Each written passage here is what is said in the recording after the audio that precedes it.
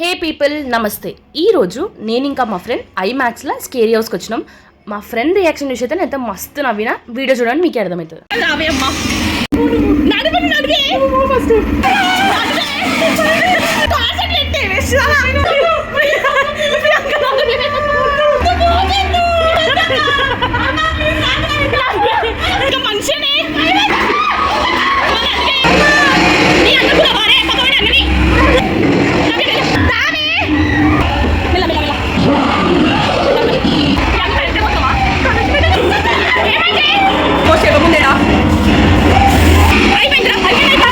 నాకేమో ఆనందంగా ఉందానే.